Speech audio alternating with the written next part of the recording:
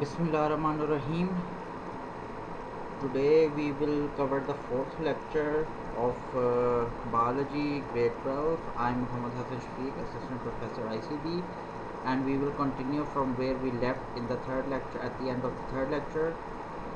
And this is unit 2, homeostasis, chapter 14 in the book, and today we will cover the functional unit of the kidney, nephron, its structure and function. Right. The excretory system, like last time we talked that the nitrogenous waste in humans or animals for that sake can be ammonia, urea or uric acid depending upon the availability of water and the habitat in which that animal usually lives. This removal of nitrogenous waste from the body is termed excretion, and today we'll start our proceedings with the excretory system of man. The excretory system, the urinary system, which filters blood and makes urea, consists of a pair of kidneys, ureters, a bladder, and an external tubular urethra. The kidneys lie on either side of the vertebral column between the 12th thoracic and the 3rd lumbar vertebrae. Like it's between the 12T and the 3L vertebrae of the vertebral column in humans, and they are dorsally located. As you can also see in the diagram, the right kidney is slightly lower than the left one due to the presence of a 1.5 kg enormous gland called liver, which slightly pushes the right kidney on the lower side. The kidneys are present on the dorsal side, and as we all know, they filter urine. From the kidney on the internal side, there is a depression from which arises a 25 centimeter muscular tube called ureter, and it begins at a funnel shaped renal pelvis. It extends downward parallel to the vertebral column to be joined by the urinary bladder. The bladder is like a small bag which can hold the urine for a relatively for a considerable amount of time. The urinary bladder is a hollow, distensible muscular organ. It is located within the pelvic cavity and serves as a urine reservoir. ये कुछ देर के लिए आपकी urine को hold करके भी रख सकता है. And the urethra is a tube that carries this urine from the bladder to the outside of the body. Right ये थोड़ा बेसिक ओवरव्यू था यूरिनरी सिस्टम का, जिसके चार मेजर पार्ट्स हैं: pair of kidneys, ureters, single bladder and urethra. ये चार parts आपने क्लास 10th में भी पढ़े होंगे. इसके स्ट्रक्चर एंड फंक्शन को हम थोड़ा सा आज डिटेल में देखेंगे. The science concerned with the structure, function and diseases of the kidneys is called nephrology. A kidney is a reddish brown bean shaped organ with a small surface.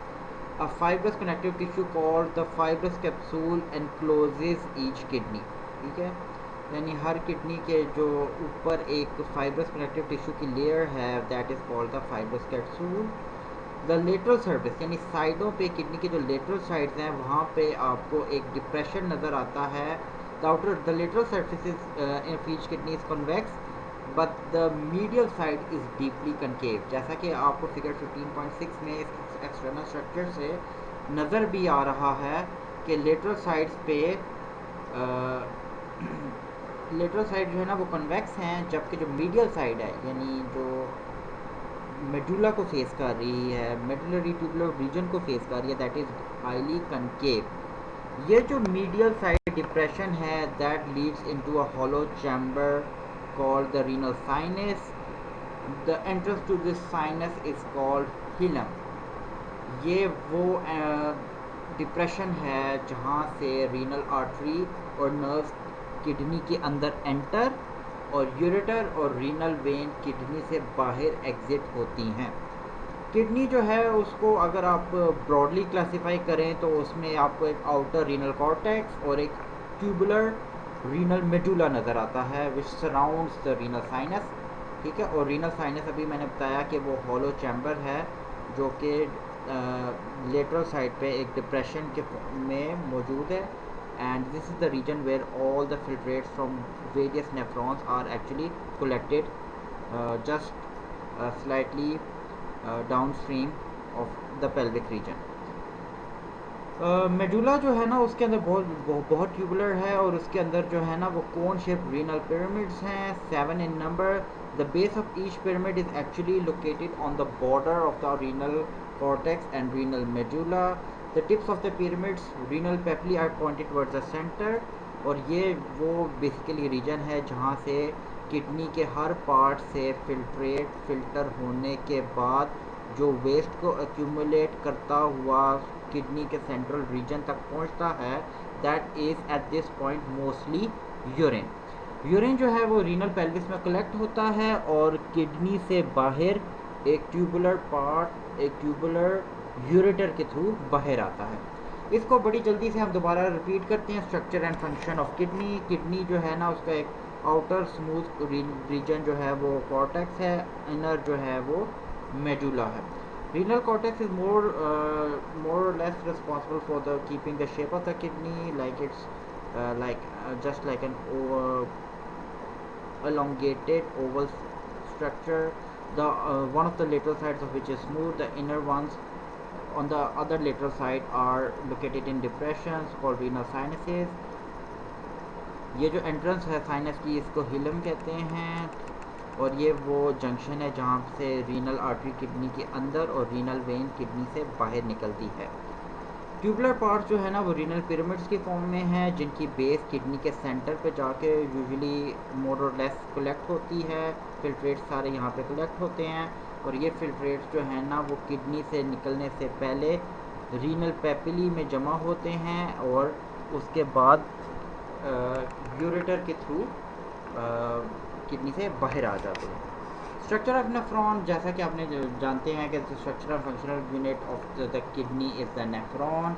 Nephron का जो basic structure है उसमें आपको पता है कि एक globular reason है जिसको रीनल कॉर्पसल, और उसके बाद एक ट्यूबुलर रीजन है जिसको रीनल ट्यूब्यूल कहते हैं।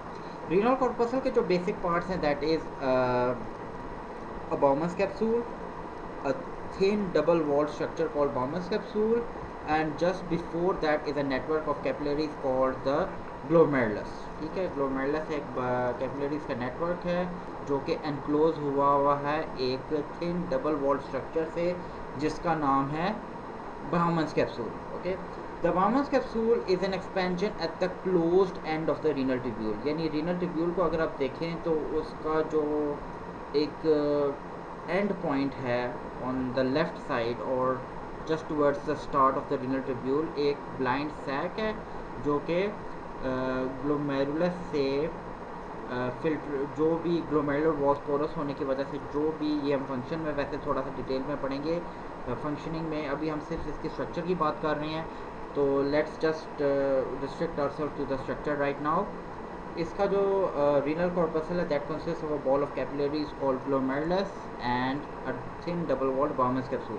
बाउमस कैप्सूल जो है ना वो फर्दर फिर रीनल ट्यूब्यूल जो है ना वहाँ it is an expansion of the close end of renal tubule, और ये रीनल ट्यूब्यूल फिर अल्टीमेटली कलेक्टिंग डक्ट के से होती हुई यूरेटर तक पहुँच जाती है। रीनल ट्यूब्यूल जो है ना वो बेसिकली नेफ्रॉन का ट्यूबुलर पार्ट है। इसको कन्वीनियंटली हम 3 मेजर जोन्स में डिवाइड करते हैं। वो रीजन जो कि बिल्कुल इस रीनल कॉर्पसल के पास है that is the proximal convoluted tubule which then extends downward with the tubular part extending deep into the medulla called the loop of Henle. The loop of Henle का एक descending और एक ascending limb है। ठीक है, ascending limb जो है ना वो वापस रीनल कॉर्पसल के रीजन में आता है जहाँ पे वो दोबारा कॉइल्ड होता हुआ एक डिस्टिल्ड कॉन्वोल्यूटेड ट्यूब्यूल का रीजन बनाता है जो कि अल्टीमेटली कलेक्टिंग डक्ट के साथ कनेक्टेड होता है। कलेक्टिंग डक्ट जो है ना वो बहुत सारे डिस्टिल्ड ट्यूब्यूल्स से जो है ना वो फिल्ट्रेट रिसीव करता है, और ये कलेक्टिंग डक्ट्स जो है ना बहुत सारी कलेक्टिंग डक्ट्स ये लार्जर कलेक्टिंग डक्ट्स में जो है ना कंबाइन होती हुई they empty into minor calyces through an opening in the renal। वापस आते हैं ब्लड सर्कुलेशन इन नेफ्रॉन। ब्लड जो है ना वो किडनी के अंदर रीनल आर्टरी से के थ्रू जो है वो एंटर होता है। रीनल आर्टरी किडनी के अंदर जाकर मजीद ब्रांचेस में डिवाइड होती है which is called interlobular arteries. These project into the cortex, ठीक है, ये मज़ीद प्रोजेक्ट करती हैं अंदर and they give rise to afferent arterioles. Afferent arterioles जो है ना उनमें प्रेशर, आर्टरीज में वैसे ही प्रेशर ज़्यादा होता है, तो एफरेंट आर्टरियोल्स में one can understand why the pressure is very high. ये efferent arterioles the supply blood to the glomerular capillaries of the renal capsule. जो first part of the nephron है रीनल कैप्सूल, उसका first part glomerulus, जो afferent arterioles हैं they supply blood to the glomerular capillaries these और efferent arterioles जो है ना ये ग्लोमेरुलस का जो नेटवर्क है वहाँ से अराइज होती हैं and they give rise to a network or a plexus of capillaries called the peritubular capillaries, which then coil around the proximal and the distal convoluted tubules. Specialized parts of the peritubular capillaries called vasa recta extend or project deep down into the loops of Henle and then back towards the cortex. These peritubular capillaries drain into interlobular veins, which then drain into the renal vein. ये renal vein फिर जो है वो kidney से exit करती है और ultimately inferior vena cava को ज्वाइन करती है।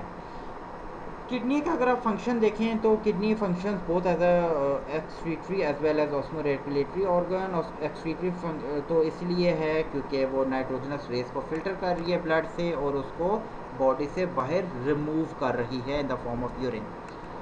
ऑस्मोरेगुलेटरी ऑर्गन इस वजह से है कि वो जो है ना it is also responsible for keeping the osmotic potential of blood at a certain range, ठीक है। यानी फ्लडिंग के यानी हमारा जो यूरिन है उसकी हालत से पता चलता है बॉडी क्या ऑस्मोटिक पोटेंशियल का। ऑब्वियसली अगर यूरिन कंसनट्रेटेड है तो it represents a dehydrated state and if it's formidably diluted it means that your well in a state of flooding, ठीक है। तो आपके जो यूरिन है वो आपकी बॉडी की ऑस्मोटिक पोटेंशियल का एक बहुत अच्छा आइडिया भी है। इसलिए यूरिन की किडनी की जो इम्पोर्टेंस है उससे कोई इनकारी नहीं है। ये एक बहुत अच्छा excretory as well as osmoregulatory organ है। किडनीज़ के बिजी रहने का अंदाज़ा आप इस बात से लगा सकते हैं कि हर हार्ट बीट के बाद हार्ट से निकलने वाला 20% ऑफ योर ब्लड है वो हर पंप के साथ किडनीज़ में एंटर होता है। तो यहाँ से आप उनका वेस्ट को फिल्टर करने का जो बिज़ी रहने का इनका स्केड्यूल है उसका अंदाज़ा लगा सकते हैं। यूरिन फॉर्मेशन, अल्टीमेटली जो किडनी का फंक्शन है वो यूरिन की फॉर्मेशन है और यूरिन जो फॉर्मेशन है that involve 3 major steps: glomerular filtration, tubular reabsorption and tubular secretion. Exams के पॉइंट ऑफ व्यू से ये बहुत इंपॉर्टेंट है और मैं आपसे एक्सपेक्ट भी करूँगा कि इस लेक्चर के आखिर में आप ना सिर्फ नेफ्रॉन की एक बहुत अच्छी अंडरस्टैंडिंग अपना लेंगे बल्कि नेफ्रॉन को उसके ब्लड सप्लाई के साथ बहुत क्लियरली और अच्छी तरह से रिप्रेजेंट भी कर सकेंगे, ड्रॉ भी कर सकेंगे, होपफुली इंशाल्लाह। Going back to this diagram, ठीक है, डायग्राम में आपको नज़र आ रहा है कि जो रेड कलर की जो वेसल्स हैं those are definitely the arteries and the blue ones are the veins. Renal artery जो है वो मैंने आपको बताया कि वो नेफ्रॉन के अंदर एंटर होकर efferent arterioles specially these are obviously the division of the renal artery. ये एफरेंट आर्टरियोल्स जो है ना ये ग्लोमेरुलस के अंदर के जो कैपिलरीज हैं उन तक ब्लड सप्लाई करती है, यानी ये मज़ीद जो है फाइनली डिवाइड हो चुकी होती है। अब ग्लोमेरुलर की जो वॉल्स हैं वो पोरस हैं। पोरस का मतलब है कि उनमें पोर्स हैं, तो ऑब्वियसली अगर कोई चीज़ बहुत ज़्यादा प्रेशर के साथ इन कैपिलरीज़ के अंदर आ रही है, ग्लोमेरुलर कैपिलरीज़ के अंदर आ रही है, तो we expect things to be leaked out, ठीक है। चीज़ें जो है ना वो ग्लोमेरुलर वॉल से निकल कर एक कप शेप स्ट्रक्चर जिसको बाउमस कैप्सूल कहते हैं वहाँ पर कलेक्ट होती रहेंगी और ये जो भी लिक्विड सीप आउट हो रहा है, लीक आउट हो रहा है from the blood, that is now called the filtrate. Since it is being leaked from in the glomerular region of the nephron we call it the glomerular filtrate which ultimately has to be reabsorb back into the blood. इसको blood में reabsorb दोबारा होने की ज़रूरत इस वजह से है क्योंकि इसमें बहुत सारी ऐसी चीज़ें हैं जो बॉडी लूज़ कर देता है, बॉडी को वापस चाहिए होती हैं। बहुत सारी चीज़ें इंक्लूडिंग वाटर जो है वो ग्लोमेरुलर वॉल से निकलकर बाउमस कैप्सूल में आ चुका होता है, जिसमें वाटर है, ग्लूकोज है, अमीनो एसिड्स हैं, वाइटामिन हैं, सॉल्ट्स हैं, ठीक है। they ultimately have to be absorbed back into the blood.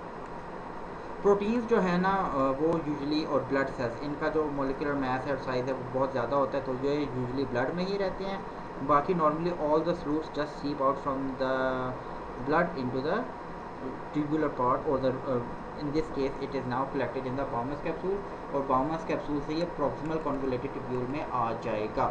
ठीक है, जैसा कि आपको डायग्राम में नज़र भी आ रहा है कि जो Bowman's capsule है ये आगे प्रोलॉन्ग एक्सटेंड होकर proximal convoluted tubule तक में स्टार्ट हो जाता है, which is the tubular part और the renal tubular part of the kidney. Now अब obviously blood wants this all back, so ये जो है ना इफ्रन आर्टरियोल्स एक जंक्शन है जो कि ग्लोमेरुलर रीजन से निकल कर फिर सारे रीनल जो ट्यूब्यूल है, चाहे वो प्रॉक्सिमल हो, डिस्टल हो या लूप ऑफ हेनले हो, इन सारों के गिर्द अपना नेटवर्क बहुत ज़्यादा एक्सटेंड कर देता है, डिवाइड कर देता है, ताकि मैक्सिमम इनका जो कॉन्टैक्ट है वो ट्यूबुलर रीजन के साथ हो और ट्यूबुलर वॉल्स की एपिथेलियम से मूवमेंट ऑफ मटेरियल्स वापस ब्लड में जा सके. All the things which are selectively absorbed are mostly in the proximal convoluted tubules. Okay, बहुत सारी चीज़ें ब्लड में वापस proximal region में ही आ जाती हैं ट्यूब्यूल के. बाकी जो लूप ऑफ हेनले है उसमें सॉल्ट्स और वाटर, और डिस्टल convoluted tubule में लेटर ऑन सिक्रीशन होती है आयंस की just to maintain the pH of the urine, since जो कुछ फिल्ट्रेट का डिस्टल कॉन्वोल्यूटेड ट्यूब्यूल तक पहुंच चुका होता है प्रॉक्सिमल और लूप ऑफ हेनले से गुजरने के बाद, that is mostly urine by this. Okay जी, तो अब इसको टेक्स्ट से पढ़ते हैं. Glomerular filtration. ग्लोमेरुलर फिल्ट्रेशन मैंने बता दिया है, इसको प्रेशर फिल्ट्रेशन या अल्ट्रा फिल्ट्रेशन भी कहते हैं. This takes place in the renal corpuscle under pressure. This pressure comes from the blood pressure and is known as the hydrostatic pressure. Glomerular capillaries have exceptionally high blood pressure as compared to the other parts. Afferent arteriole का diameter भी ज़्यादा है, almost double than the efferent ones. So one we also expects a higher blood pressure in the afferent arterioles as compared to the efferent arterioles. Obviously जितना volume ज़्यादा होगा तो blood flow भी ज़्यादा जाएगा, जितना ब्लड फ्लो ज़्यादा जाएगा उतना फिल्ट्रेट के बनने के चांसेस भी ज़्यादा होंगे. लाइक आप बुक से पढ़ भी सकते हैं कि एफरेंट आर्टियोल का जो डायमीटर है वो इफरेंट से ज़्यादा है, तो one also expects the higher pressure in the afferent arterioles. ये जो फिल्ट्रेट है ग्लोमेरुलर वॉल से लीक होने के बाद this is the glomerular filtrate, और इसका जो कॉम्पोजिशन है वो प्रिटी मच ब्लड प्लाज्मा से मिलता जुलता है with the exception of some major proteins. The filtrate is almost similar to the blood plasma. Second major part in the formation of urine शुरू होता है अल्ट्रा फिल्ट्रेशन के बाद, जिसमें जो कुछ ब्लड लूज़ कर चुका होता है फिल्ट्रेट की सूरत में उसको वापस सेलेक्टिवली रीअब्जॉर्ब करना है. Blood will not want to reabsorb all the things back. Waste जो है ना वो ब्लड उन्हीं में तक रखने की कोशिश करेगा, लेकिन एक ज़ाहिर एक ऐसा मैकेनिज़्म होना चाहिए जिससे ये इंश्योर हो कि सिर्फ वांटेड चीज़ें ही वापस आएँ, अनवांटेड जिसमें यूरिया या सॉल्ट्स हैं इन सम केस वो बहुत ज़्यादा वापस रीअब्जॉर्ब ना हो, इसलिए इसको सिलेक्टिव रीअब्जॉर्प्शन कहते हैं. Selective reabsorption is the process in which certain substances are reabsorbed. ये substances हैं glucose, amino acids, vitamins, inorganic salts और कुछ waters and some water. As only certain molecules are reabsorbed, it is called selective reabsorption. ये 15.8 diagram बहुत अच्छे तरीके से kidney या नेफ्रॉन के जो वेरियस पार्ट्स है उसके अंदर होता हुआ प्रोसेस की निशानदेही कर रहे हैं. अगर आप इस डायग्राम को देखें तो इसमें एक बॉक्स बना हुआ है जिसमें की के अंदर लाइट ब्लू एरो के साथ वाटर, येलो के साथ स्लूट्स, ग्रीन के साथ फिल्ट्रेट्स, और ब्लू जो है ना वो वेरिएबल है जिसमें कम ज़्यादा अमाउंट किसी भी चीज़ की हो सकती है. अगर आप रीनल कॉर्पसल को प्रॉक्सिमल कॉन्वोल्यूटेड ट्यूब्यूल को देखें तो इसमें आपको नज़र आ रहा है कि वाटर और स्लूट्स बहुत ज़्यादा एक्टिवली जो है ना वो अबंडेंटली डिफ्यूजन के प्रोसेस के ज़रिए वापस ब्लड में आ रहे हैं, क्योंकि ब्लड में अब ऑब्वियसली इनकी कंसनट्रेशन कम हो गई है. तो these molecules are mostly too small so that don't need any helping carrier proteins or something, and they are just immediately transported back into the blood. ये जो फिल्ट्रेट जो है ये डिसेंडिंग लूप में आता है। तो डिसेंडिंग लूप में special water permeable proteins channels होते हैं जिनको एक्वापोरिस कहती हैं। एक्वापोरिस के थ्रू वाटर जो है ना वो दोबारा वापस टिश्यू फ्लूइड में आ रहा होता है। एक अंदाजे के मुताबिक तकरीबन 36% of the water is already absorbed in the proximal convoluted tubule and the remaining 64% then enters the second part of the renal tubule which is the loop of Henle. इसका जो डिसेंडिंग लूप है that is permeable to water and the ascending loop is impermeable. तो impermeable जो है ना, जो ascending loop है वहाँ से वाटर तो ऑब्वियसली मूव नहीं करेगा, लेकिन एक्टिवली एड्रीनल कॉर्टेक्स का एक हार्मोन है एल्डोस्टेरोन, उस हार्मोन के ज़रिए सोडियम और क्लोराइड के आयंस एक्टिवली जो है वो टिश्यू फ्लूइड में against the concentration gradient with the help of ATP move होंगे। और इस प्रोसेस से जो है ना वो salts are also then gathered in the tissue fluid which will not allow water to go back into the filtrate. ये filtrate जो है ना ये डिस्टल कॉन्वोल्यूटिव ट्यूब्यूल तक से में जाता हुआ इसका जो ट्यूबुलर एपिथेलियम है, इनके वॉल्स हैं, that will secrete either hydrogen ions और ammonium ions just to maintain the pH of the urine which is around 4.8 to 7.5%। Tubular secretion को पढ़ें हम तो इसमें एक ऐसा प्रोसेस है जिसमें अमोनियम या हाइड्रोजन आइंस जो है ना वो ट्यूबुलर एपिथेलियम की जो इनर वॉल्स हैं वहाँ से सिक्रीट होते हैं just to maintain the purpose of the urine, जो कि मैंने बताया पीएच कितनी है 4.8 to 7.5। यूरिन का जो कंसंट्रेशन है वो जितना जितना फिल्ट्रेट जितना लंबा होगा ट्यूब्यूलर रीजन जितना ज़्यादा फिल्ट्रेट ट्रैवल करेगा उतना उसके सेलेक्टिवली रीअब्जॉर्ब होने के चांसेस भी ज़्यादा होंगे। That's why we usually see terrestrial animals having considerably larger loops of Henle so that the filtrate moves through them for a relatively longer time and hence there are more chances of the filtrate to be selectively reabsorbed again. The mechanism of urine formation अगर आप देखें तो urine जो है ना वो it is reabsorbed water is reabsorbed along the whole length of the nephron, but the formation of hyper or hypotonic urine depends upon the amount of reabsorption and also on the availability of the or the osmotic potential of the blood। ये जो process है जिसमें जो urine है that is dependent upon the reabsorption of water from the loop of Henle or collecting duct, ठीक है, क्योंकि ये जो एक्वापोरिन्स हैं ये बेसिकली डिसेंडिंग लिम्ब जो लूप ऑफ हैंडले का है और कलेक्टिंग डक्ट वहाँ पे ये वाटर परमेबल चैनल्स बनते हैं एक्वापोरिन्स और वहाँ से जो मोस्टली वाटर है वो रीअब्जॉर्ब होता है। अब वो कितना वाटर रीअब्जॉर्ब करेंगे वो यूरिन की कंपोजिशन को डिटेक्ट करने में बहुत इंपॉर्टेंट है। यूरिन की कंपोजिशन जिस तरीके से और उसमें जो वाटर की अमाउंट है वो जिस तरीके से बनती है डिटेक्ट होती है या जो बनाई जाती है after all these processes in the nephron, ये मैकेनिज्म कहलाता है counter current multiplier mechanism. Counter current का मतलब है कि जो फिल्ट्रेट है that is moving in limbs of loop of handle and blood in the capillaries of the Vasa रेक्टा। The network of capillaries surrounding the loop of handle is called the वासा रेक्टा।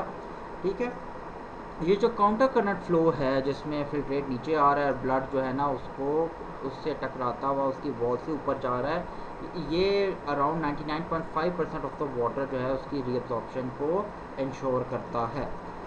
जो filtrate ascending limb में ऊपर आ रहा है मैंने बताया sodium chloride actively transport होता है into the tissue fluid by the hormone called aldosterone.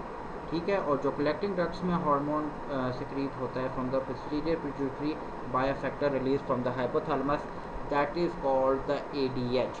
और एडीएच भी एक नेगेटिव फीडबैक मैकेनिज्म के थ्रू जो है ना वो वाटर की कंपोजिशन को और अपनी सिक्रीशन को इनडायरेक्टली ब्लड में एक ख़ास लेवल से ज़्यादा नहीं होने देता।